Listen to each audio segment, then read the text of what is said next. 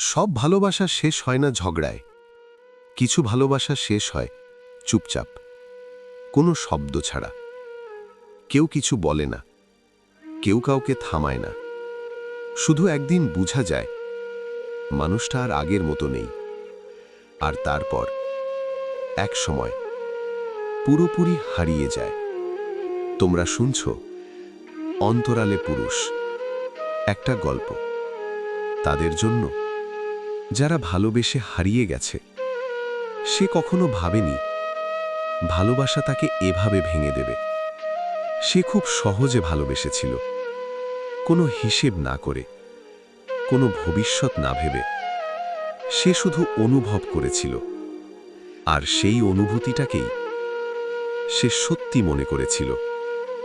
শুরুর দিনগুলো ছিল অন্যরকম, সবকিছু নতুন, সবকিছু সুন্দর। একটা ছোট মেসেজে তার মুখে হাসি চলে আসত, একটা কেমন আছোতেই তার দিনটা ভালো হয়ে যেত।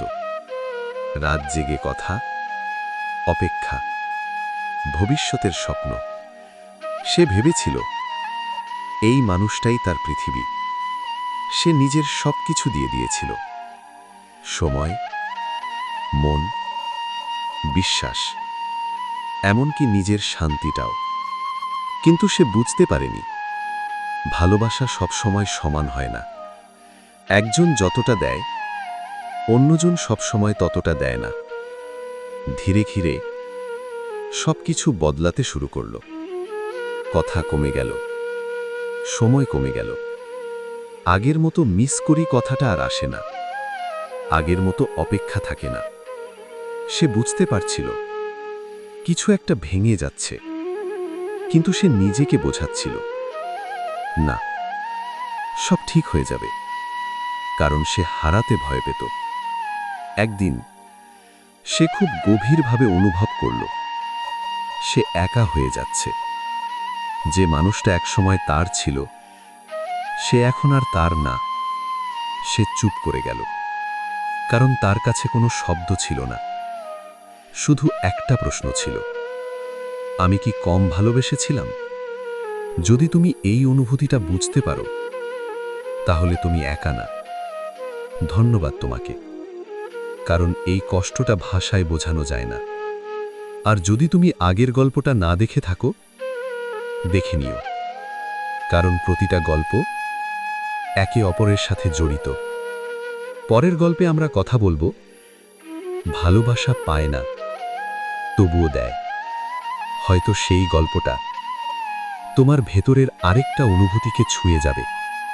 তারপর শুরু হলো একটা নতুন জীবন, যেখানে সে আগের মতো নেই। সে আগের মতো কাউকে বিশ্বাস করে না। সে আগের মতো নিজের কথা বলে না। সে আগের মতো হাসে না। দিনে সে স্বাভাবিক থাকে, সবাই ভাবে সে ঠিক আছে, কিন্তু ভেতরে ভেতরে সে প্রতিদিন একটু একটু করে ভাঙে। রাত হলেই সবকিছু বদলে যায়। অন্ধকার নামলে তার ভেতরের কষ্টগুলো জেগে ওঠে। সে মোবাইল হাতে নেয়, পুরনো চ্যাট খোলে, একটা একটা মেসেজ পড়ে। খেয়েছ? মিস করি, সব সময় থাকব। এই কথাগুলো এখন আর সত্যি না, তবুও সে পড়ে, বারবার পড়ে। সে ছবিগুলো দেখে, সেই মুহূর্তগুলো মনে পড়ে। আর তখন তার বুকটা ধীরে ধীরে ভারী হয়ে যায়। তার চোখ ভিজে ওঠে, কিন্তু সে কাঁদে না, কারণ সে জানে কাঁদলে কিছু বদলাবে না। সে শুধু চুপচাপ বসে থাকে, নিজের ভেতরের শূন্যতাটাকে অনুভব করে।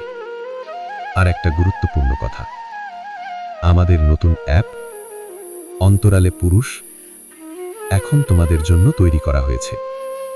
এই অ্যাপটি তৈরি করা হয়েছে যাতে একজন পুরুষ তার না বলা কষ্ট, তার অনুভূতি আর বাস্তব জীবনের গল্পগুলো খুঁজে পায়।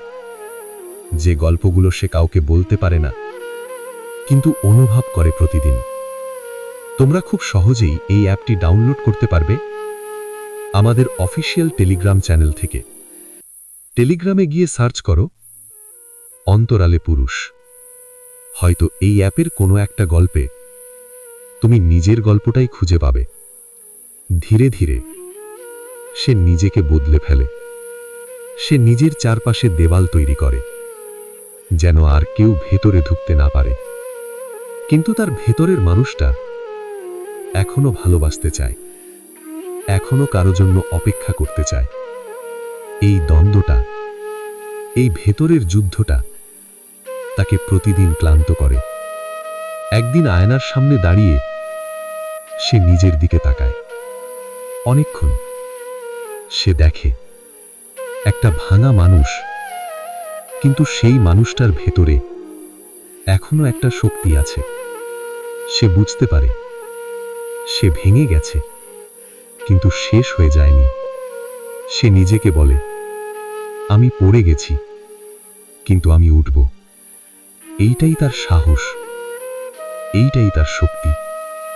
এই পৃথিবীতে সবচেয়ে শক্ত মানুষ সে না যে কখনো ভাঙে না।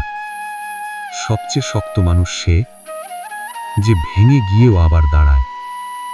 যদি এই গল্পটা তোমার মনে লাগে, তাহলে একা রেখো না, কারণ এমন অনেক মানুষ আছে যারা চুপচাপ এই কষ্টটা সহ্য করছে। শেয়ার করো। আর যদি তুমি এমন আরো গল্প শুনতে চাও, তাহলে আমাদের সাথে থাকো, কারণ আমরা বলি সেই সব গল্প যেগুলো কেউ বলে না। তোমরা শুনছিলে অন্তরালে পুরুষ, ভাঙা মন নিয়েও যারা বাঁচে, কারণ তারা জানে শেষ হয়ে যাওয়া মানে শেষ না, কখনো কখনো ওটাই নতুন শুরুর শুরু।